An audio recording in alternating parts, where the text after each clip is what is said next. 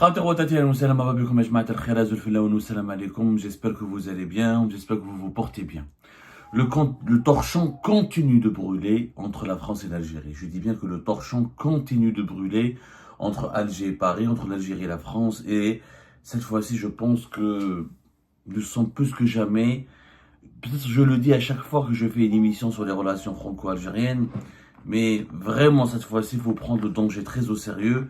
Si ça continue comme ça, la rupture, elle est inévitable d'ici la fin de l'année. S'il n'y a rien qui n'est entrepris pour essayer de réhabiliter le dialogue et relancer les pourparlers pour une réconciliation, une normalisation des relations, je pense que l'Algérie et la France, le divorce entre eux, le divorce, il est inévitable. Il pourrait vraiment survenir d'ici la fin de l'année parce que les tensions sont extrêmement exacerbées. Les autorités algériennes ont réagi hier le 27 août 2025 à la sortie au communiqué de l'ambassade de France à Alger qui a été diffusé la veille le 26 août 2025. Et les autorités algériennes sont particulièrement remontées et énervées contre l'ambassade de France à Alger qui a pris l'initiative d'informer l'opinion publique algérienne sur les véritables raisons de la chute de délivrance des visas Schengen pour la France. Je rappelle que le 26 août dernier, l'ambassade de France a fait un communiqué dans lequel elle dit voilà, on est vraiment désolé pour ce qui se passe. Grosso modo, je résume grosso modo, hein, on est vraiment désolé pour ce qui se passe. Nous reconnaissons qu'il y a eu une baisse importante de la délivrance des visa Schengen pour la France, mais ce n'est pas notre faute. Il n'y a pas de politique anti-visa, anti-population algérienne. Nous n'avons pas décidé de sanctionner la population algérienne.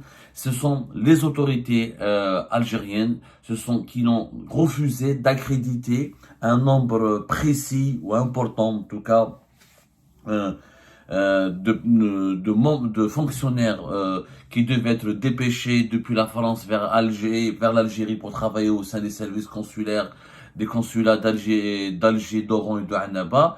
Et ces fonctionnaires devaient prendre leurs fonctions au sein des services de contrôle et de vérification et d'études des dossiers de demande de visa Schengen pour la France de la part des demandeurs, des voyageurs algériens. Et en septembre prochain, il y aura un départ apparemment, un nombre important aussi de fonctionnaires de l'ambassade de France qui devront partir parce que c'est une rotation, ils devront quitter leur poste en Algérie pour aller rejoindre d'autres pays ou pour revenir en France. Et leurs remplaçants n'ont pas été aussi accrédités, c'est-à-dire n'ont pas été autorisés par la ministère algérien des Affaires étrangères pour venir travailler en Algérie. Il faut savoir que quand un diplomate étranger doit venir travailler en Algérie, doit rejoindre un poste consulaire ou diplomatique en Algérie, a besoin d'être accrédité par les autorités algériennes.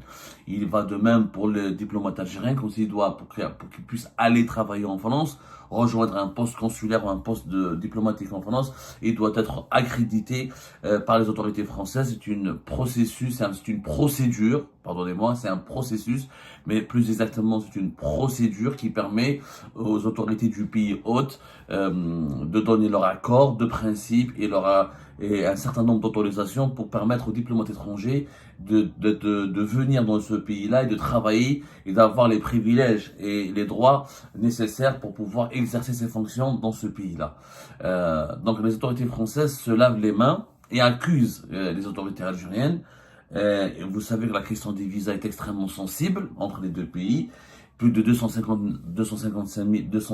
000 visas sont accordés annuellement par la France à l'Algérie. L'Algérie, pour les Algériennes et les Algériens, la France, c'est une porte importante vers le monde, sur l'extérieur. Le visa Schengen pour la France, c'est une soupape, c'est le seul moyen pratiquement dont disposent les Algériens et les Algériens pour voyager beaucoup à l'étranger. Les autres pays, les autres grandes puissances occidentales accordent très peu de visas au compte-gouttes. Il n'y a que la France qui permet réellement à un nombre important d'Algériens et d'Algériens de pouvoir voyager régulièrement et annuellement et donc d'aller séjourner à l'étranger, de retrouver des proches. La France, vous savez qu'elle abrite la plus importante communauté algérienne à l'étranger. Il y a des liens humains, il y a des liens intimes, il y a des liens culturels, sans parler des liens économiques et des liens politiques, mais d'abord les liens intimes, les liens démographiques, les liens entre les populations. Donc c'est une question très sensible. Les autorités algériennes ont été donc ébranlées et choquées et particulièrement secouées par la sortie de l'ambassade. Ils ne s'attendaient pas à ce que l'ambassade de France prenne l'initiative d'elle-même d'informer et de prendre l'opinion publique algérienne à témoin et de dire voilà, ce n'est pas notre faute, c'est à cause de vos dirigeants. Si on n'arrive pas à vous délivrer les visas, parce que vos dirigeants nous empêchent, nos services consulaires, de fonctionner le plus normalement du monde pour pouvoir traiter toutes vos demandes. Ça a énervé énormément les autorités algériennes. Et le lendemain, donc hier le 27 août 2025, le chargé d'affaires de l'ambassade de France à Alger a été convoqué. Il faut savoir qu'il n'y a pas d'ambassadeur de France à Alger depuis la mi-avril 2025, qu'a inédit, comme il n'y a pas d'ambassadeur d'Algérie à Paris depuis le 30 juillet 2024. Et ça, cette situation s'est banalisée, mais elle n'a rien de banal. Elle est extrêmement grave. C'est la première fois dans les relations bilatérales qu'il y a déjà pratiquement, il n'y a plus d'ambassadeurs. La France n'a pas d'ambassadeur à Alger. L'Algérie n'a pas d'ambassadeur à Paris. Donc nous sommes déjà dans une relation diplomatique significativement réduite. Elle est donc plus que jamais proche de la rupture. Et chaque jour, il y a un pas supplémentaire en faveur de la rupture. On s'approche de plus en plus de la rupture. Donc, les chargés d'affaires, dès qu'il y a un problème, le chargé d'affaires de l'ambassade d'Algérie en France, on lui tape dessus. Et en Algérie, dès qu'il y a un problème avec la France, on tape sur le chargé d'affaires de l'ambassade de France à Alger.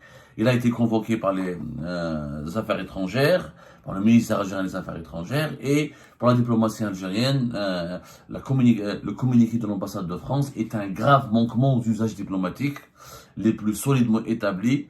Il a été indiqué que par sa forme autant que par ce fond, ce communiqué était inacceptable en ce qu'il contenait une présentation tendancieuse des faits et qu'il s'adressait directement à l'opinion publique algérienne pour incriminer devant elle une prétendue responsabilité exclusive et entière du ministère des Affaires étrangères dans la non-accréditation d'agents diplomatiques et consulaires français en Algérie. Donc les autorités algériennes n'ont pas du tout apprécié que l'ambassade de France s'adresse directement à l'opinion publique algérienne pour accuser les autorités algériennes et les tenir comme seuls responsables de la dégradation des relations entre les deux pays et des blocages qui surviennent maintenant dans le dossier des délivrances de visa Schengen pour la France. Le ministère algérien des Affaires étrangères, il a expliqué que cette manière d'agir de l'ambassade de France n'est pas tolérable, car elle viole l'esprit de la lettre de la Convention de Vienne sur les relations diplomatiques de 1961. Concernant le fond, le ministère algérien des Affaires étrangères a lancé de son côté de graves accusations contre la France. Il renvoie la balle vers la France. Pour les autorités algériennes, si la situation aujourd'hui, elle est dans une impasse au niveau des relations bilatérales, ce n'est pas de la faute de l'Algérie, c'est la faute de la France. Donc voilà, chacun se rejette la faute sur l'autre et on voit que les populations des deux pays sont prises en otage. Pour les autorités algériennes, la non-accréditation d'agents diplomatiques et consulaires français en Algérie est intervenue bien après une décision française similaire et après épuisement à l'initiative de la partie algérienne de toutes les possibilités de règlement de ce différend à la satisfaction des deux pays. Il s'agissait là ni plus ni moins que de l'application stricte du principe de réciprocité. Pour la diplomatie algérienne, si des diplomates et des fonctionnaires des consulats français n'ont pas été accrédités par l'Algérie, c'est parce que la France n'a pas accrédité, n'a pas donné les accréditations nécessaires ou à des diplomates algériens pour qu'ils puissent aller travailler en France. Et le gouvernement algérien, le ministère algérien des Affaires étrangères donnent des explications et des cas très précis. C'est le gouvernement français qui a été à l'origine, nous apprend la diplomatie algérienne, depuis plus de 2 ans, du refus d'accréditation de chefs de poste et d'agents consulaires algériens en France. En conséquence de cette situation, 3 consuls généraux et 6 consuls algériens n'ont pas reçu leur accréditation sollicitée depuis plus de 6 mois. 3 consuls généraux et 6 consuls algériens n'ont pas reçu leur accréditation sollicitée depuis plus de 6 mois. De même, 46 agents diplomatiques et consulaires algériens n'ont pu rejoindre leur lieu d'affectation en France du fait du silence observé par la partie française quant à leur demande d'accréditation. Voilà, donc les autorités algériennes ont donné des informations très précises. Il y a 3 consuls généraux et 6 consuls algériens plus 46 agents diplomatiques et consulaires qui n'ont pas pu être accrédités, qui n'ont pas été autorisés officiellement, qui n'ont pas reçu les autorisations nécessaires pour qu'ils puissent travailler en France. Ça fait du beau monde. Il faut savoir que les rapports entre les diplomatiques entre l'Algérie et la France sont déséquilibrés. C'est la France, elle a 3 consulats en Algérie, l'Algérie, elle a 20 consulats en France. Donc, ça fait beaucoup de monde. Le nombre de diplomates algériens en France, il est très important. L'Algérie justifie ce déploiement consulaire et diplomatique important par l'importance démographique de sa communauté. Il faut savoir que nous avons plus de 2 millions d'individus qui traitent directement et qui dépendent directement de nos consulats, des consulats d'Algérie en France. Pour les papiers, pour l'administration, pour les actes de naissance, les actes de décès, pour différents besoins administratifs. Il faut savoir que si nous avons presque 800 000 Algériens qui sont toujours des résidents en France, il y a aussi les Algériens binationaux, il y a les Franco-Algériens qui ont la double nationalité, etc. Ça fait minimum plus de 2 millions de personnes. Ce sont les chiffres que nous avons pu procurer. Plus de 2 millions de personnes dépendent des consulats d'Algérie. Ça fait énormément de monde. Est-ce que cela justifie d'avoir 20 consulats? Je ne sais pas, moi je ne maîtrise pas vraiment. C'est un dossier sur lequel nous allons enquêter et que nous allons traiter. Parce que du côté français, certaines sources françaises accusent les autorités algériennes d'utiliser le consulat pour des moyens de pression, pour faire de l'ingérence sur le sol français, pour envoyer des espions, pour envoyer des agents des services de sécurité afin de traquer les opposants algériens, de menacer certains binationaux qui ne veulent pas, qui sont très critiques ou qui exercent des activités politiques très critiques contre le régime algérien. Les consulats d'Algérie en France causent problème. D'ailleurs, ils font l'objet d'une surveillance très particulière de la part de la Direction générale de la sécurité intérieure et des services secrets français.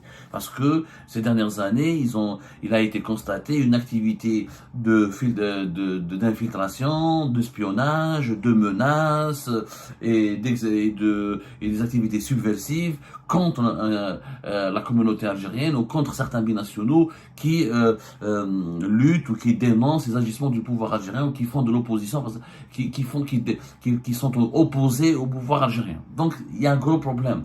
C'est que ces rapports ne sont pas équilibrés. Est-ce qu'on a réellement besoin de 20 consulats?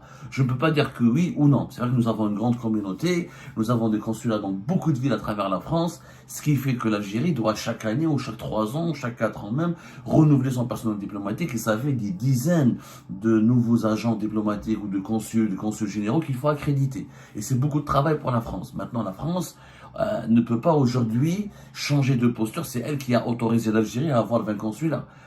L'Algérie n'a pas mis le couteau sur la gorge des autorités françaises pour les contraindre à avoir 20 consulats. Dès le départ, la France a accepté, en tout cas ces dernières années, il y a eu 2 nouveaux consulats qui ont été ouverts depuis 2021-2022. On était avant 18. La France avait accepté au départ que l'Algérie déploie un réseau consulaire important. Maintenant, visiblement, les autorités françaises, vu que depuis la crise de 2024, ils veulent remettre en cause le bien fondé de ce réseau consulaire. Donc c'est un futur problème qui va alimenter encore de nouvelles tensions entre l'Algérie et la France. La France pourrait visiblement remettre en cause le bien fondé de l'existence. La France a le droit de dire, moi j'ai pas envie que vous ayez 18 consulats ou 20 consulats sur mon territoire. Elle a le droit. Elle a complètement le droit. Comme l'Algérie, demain elle aura le droit, mais moi j'ai pas envie d'avoir un consulat de France à Alger-Oran. Sauf que la France, elle n'a que 3 consulats. L'Algérie, elle a 20 consulats. C'est quand même... la communauté française en Algérie, elle est estimée à 30 000. Alors que nous avons presque 5 millions, si on comptabilise toutes les personnes qui sont en relation directe et indirecte avec l'Algérie sur le sol français. Donc les rapports sont complètement inégaux et déséquilibrés. Mais les autorités algériennes disent que ce ne sont pas elles qui ont commencé à appliquer, à déclencher les hostilités. Les autorités algériennes affirment qu'elles n'ont pas déclenché les autorités, qu'elles ont appliqué le principe de réciprocité. Vous n'accréditez pas nos consuls généraux et nos agents diplomatiques et consulaires, on ne va pas accréditer, nous aussi, vos agents diplomatiques et consulaires. Voilà ce que disent les autorités algériennes. Il a été fortement... cette situation crée, parce que la diplomatie algérienne, je poursuis son communiqué, elle explique que cette situation crée de manière délibérée et calculée par les autorités françaises, lèse gravement les ressortissants algériens établis en France, dans double mesure où elle impacte les prestations consulaires à leur bénéfice et affecte la qualité de la protection consulaire qui leur est due. Les autorités algériennes prétendent que le fait que ces agents consulaires et diplomatiques n'ont pas été accrédités par les autorités françaises, ça a impacté la communauté algérienne. Ça, je n'en suis pas sûr, parce que franchement, la communauté algérienne, elle est tellement nombreuse, et encore une fois, nous avons 20 consulats, c'est-à-dire j'ai pas remarqué, en tout cas à mon niveau, un problème particulier au niveau des prestations consulaires. Nous allons enquêter là-dessus. Je pense que c'est un sujet qui mériterait une enquête. A-t-on réellement besoin de 20 consulats en France? Et est-ce que ces 20 consulats sont rentabilisés, sont utilisés comme il se doit? Et est-ce qu'ils sont vraiment au service de la communauté algérienne en France? On va approfondir ce sujet. Pour le moment, on ne peut pas prendre position. En tout cas, c'est un sujet compliqué. Les autorités françaises pourraient encore à l'avenir ouvrir ce dossier et dire on veut que l'Algérie réduise ses consulats. Et là, on verra comment l'Algérie va réagir. En tout cas, en conclusion, les autorités algériennes ont expliqué, ils ont utilisé un langage extrêmement virulent.